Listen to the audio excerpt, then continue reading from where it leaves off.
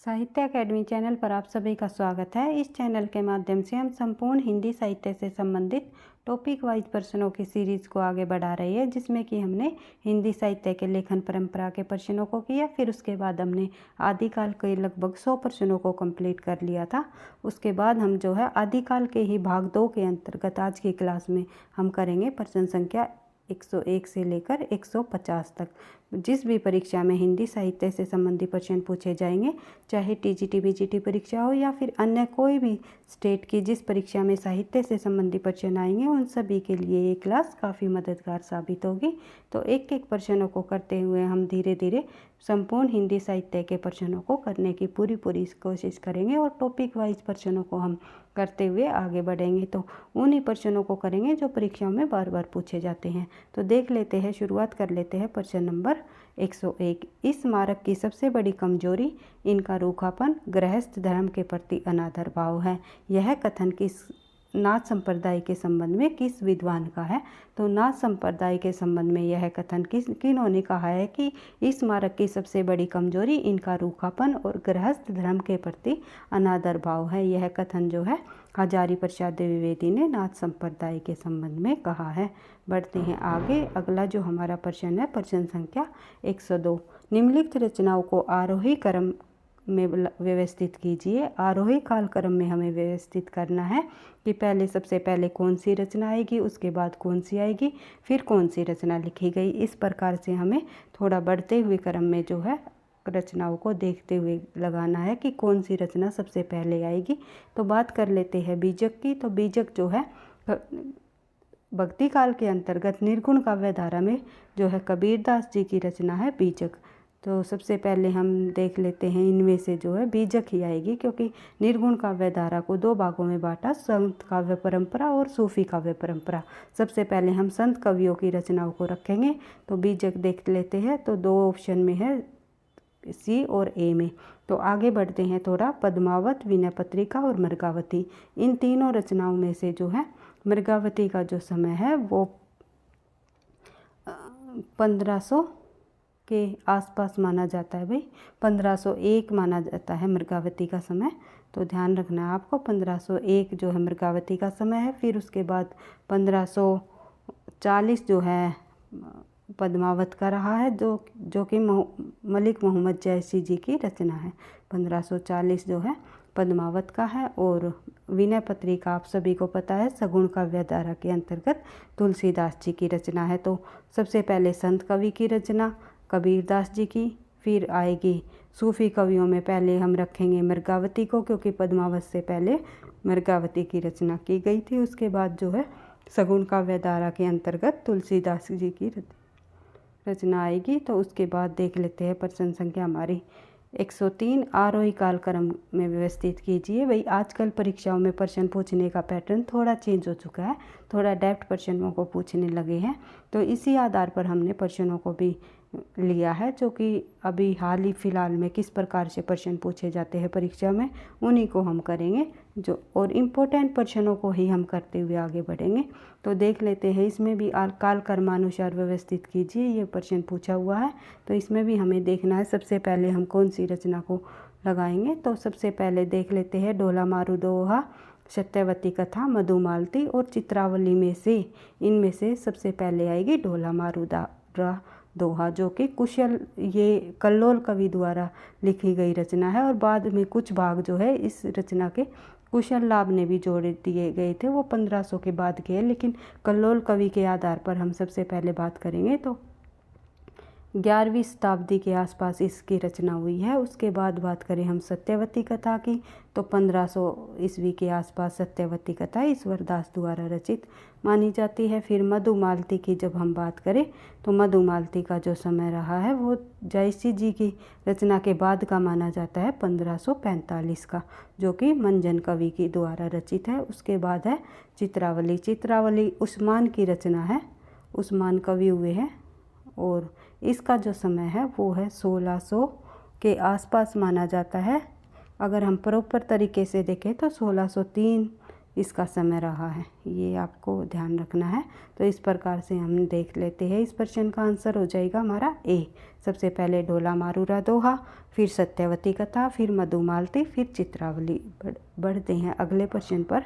प्रश्न संख्या 4, कबीर द्वारा प्रयुक्त कुंडलिनी योग की पारिभाषिक शब्दावली पर किसका प्रभाव है? तो कबीर दास जी द्वारा जो कुंडलिनी योग की पारिभाषिक शब्दावली पर प्रभाव पूछा हुआ है, किसका प्रभाव पड़ा है? तो वो पड़ा है नाथपंथियों का।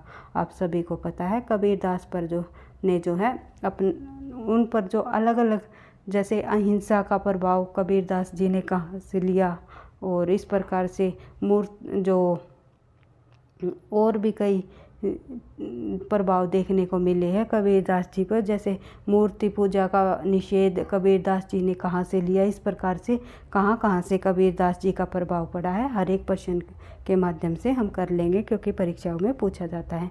कबीर दास जी से तो संबंधित जो है काफ़ी सारे प्रश्न परीक्षाओं में पूछे जाते हैं और इम्पोर्टेंट कवि रहे हैं निर्गुण काव्य धारा के भक्ति काल के अंतर्गत कबीर दास जी। संत कबीर दास जी, अगर साहित्य में कबीर दास जी का नाम न लिया जाए तो साहित्य हमारा अधूरा ही लग जाता है। तो बढ़ते हैं आगे। प्रश्न संख्या हमारा हो जाएगा प्रश्न संख्या 5, राजकुमार ऋतुपर्ण इनमें से किस सूफी प्रेम आख्यान का नायक है? तो राजकुमार ऋतुपर्ण जो नायक पूछा हुआ है, किस सूफी प्रेम आख्यान काव्य का नायक है? वो है सत्यवती कथा का।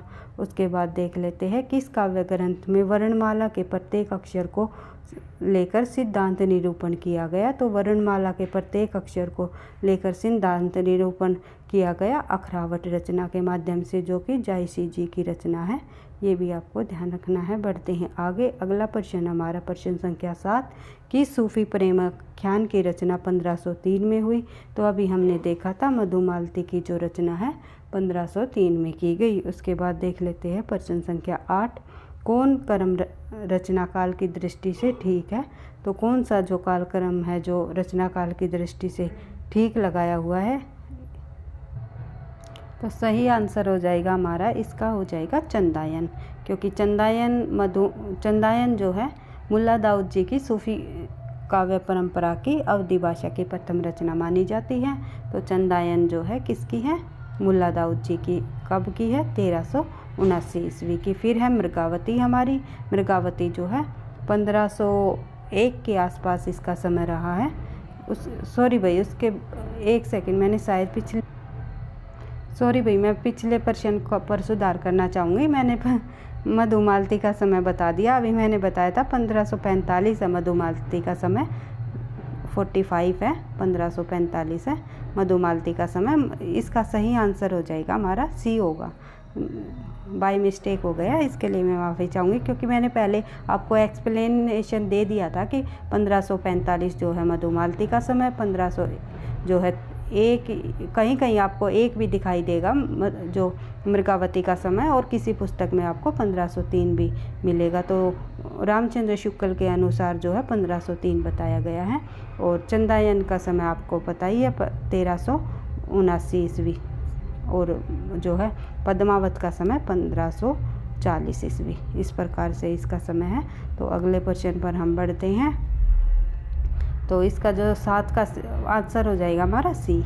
बढ़ते हैं आगे। अगला प्रश्न है हमारा प्रश्न संख्या 8, कौन सा क्रम जो है रचनाकाल की दृष्टि से ठीक है? तो रचनाकाल की दृष्टि से इनमें से कौन सा क्रम ठीक बताया है?